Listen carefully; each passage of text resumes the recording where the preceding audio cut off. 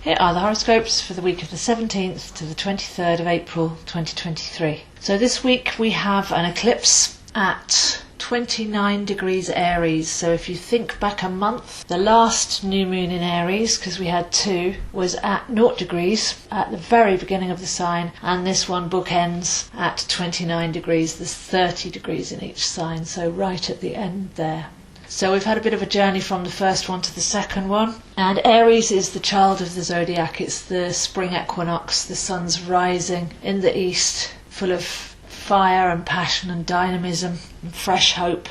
So it's worth looking at this new moon in conjunction with Mercury retrograde, which happens a day afterwards. So, Mercury retrograde in Taurus. We've already had the pre-stage, which is awareness, looking at what comes up. And from the 21st of April to the 15th of May, we have the actual retrograde phase, and then the 15th of May to early June is the onwards and upwards phase. So we're about to enter into the actual retrograde. Take a moment to reflect what's come up in the last few weeks, because it will be giving you signs as to what it is that this retrograde story will be about for you. And all Mercury retrogrades are giving us the ability to change our mind, change our perspective. So this is especially interesting with this Aries new moon starting it off, an eclipse, because Aries is the head. So there's a feeling here like we need to turn upside down to gain wisdom. If you know the story of Odin, who hung on the tree upside down for 9 nights to receive the wisdom of the runes. With this moon being at the end of the sign, but still in the sign of Aries, it's very much a feeling like that.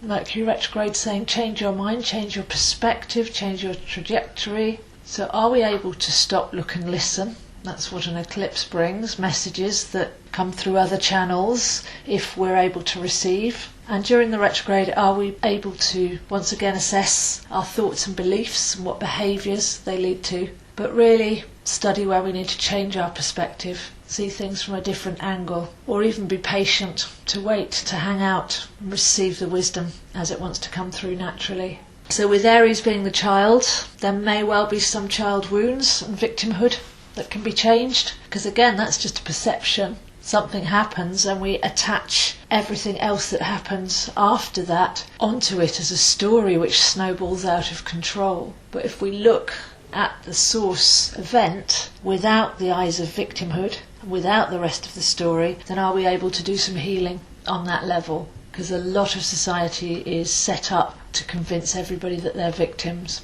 So we're taking our power back there. Aries is a very headstrong and powerful sign, but the way we do it is letting go of anything that's disempowering. But there could be a battle here with the personal versus divine will. Aries is said to go head first into everything, but get frustrated if there's blocks. That's when we're forcing our personal will. I want this to happen and I want it to happen now. There's not a great deal of patience with this sparky fire sign. That's quite a good meditation in itself. Personal versus divine will. Is everything actually unfolding, giving lessons, all for your highest good?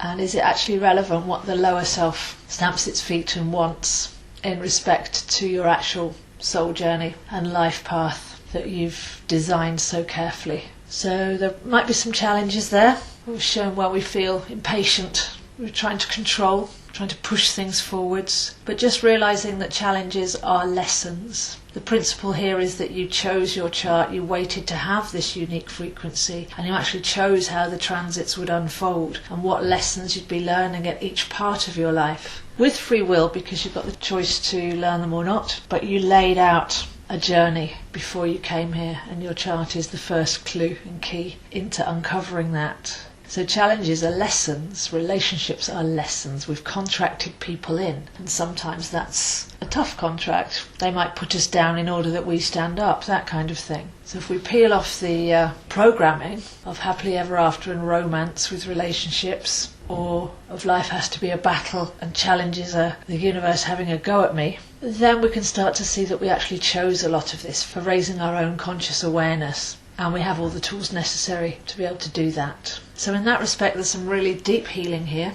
On this 29 degree Aries eclipse, second new moon in that sign. So having a closer look at the Mercury retrograde now, it's in Taurus. So the heart has a mind, the heart has a brain, and Taurus is all about the heart centre, but Mercury is about the processing mind. So can we actually listen to what our heart is telling us? rather than just running on habitual thoughts or running forward head first. So there's heart wisdom involved in this one, and also real radical changes in perspective, as Mercury will be very close to Uranus. Uranus is the higher mind and the breakthrough agent, really, the one that helps us break free of mental programming and conditioning and see things in a brand new way.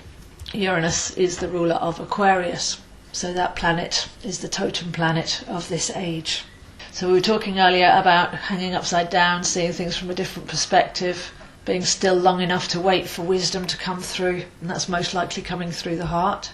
But with Uranus in the mix, and with eclipse can bring surprises, then there's every indication here that something could be revealed, something could come along to make us see things in a new light. This can be with a sense of humour, a splash of wildness, the visionary rebel, so there could be a touch of humanitarian justice as a force behind both the eclipse in Aries and the Mercury retrograde in Taurus. So it's been a long journey really of deprogramming the mind and deconditioning the heart, and this feels like summing up a lot of what we've been doing over the last couple of years, as we know that Pluto in Aquarius is teaching us to live through vibration and declutter everything that's lowering that. So quite an exciting one here. With eclipses, just try and stay as present as possible, don't force things, and many eclipses don't affect us at all in a striking way, so don't expect that there will necessarily be anything particularly personal to you. We have 4 eclipses a year, so I think they're talked up quite a lot and everybody expects something dramatic to happen, but it would have to actually be falling somewhere significant in your chart for that to be the case. But the Mercury retrograde underlining it with Uranus, that's definitely something that we can work on. So from the 21st of April to the 15th of May, let's have a look at what's come up, what's the theme, where's that happening for us, how can I change my mind, how can I expand my mind, change my perspective and liberate myself in preparation for these new Aquarian energies that we're starting to feel and having to master on the fly. So if you'd like to see where this is happening for you, I am available, zoehind7@gmail.com. We can have a look at your chart, we can see where these transits are happening, what your plan was, what your natural vibrational energetic is, and I do teach as I go along for those that are interested in learning astrology. I have courses and one-to-one lessons available, and also coaching if you want to do the deprogramming and deconditioning and letting go phase. If any of your child victim stories come up and you want to be able to purge those for good. These videos are on my YouTube channel, zoeastro, and I post on my Facebook at astrozo and Instagram at zoehind7. So it's time to learn how to listen really. With the eclipse, with the beginning of the Mercury retrograde, it's a really valuable skill to be able to be still and listen from deep within ourselves rather than just on a superficial level, and to always be able to see that whatever's happening is actually us teaching us, so to get deep into the lessons as well. So wishing you a wonderful week, and I'll see you next week.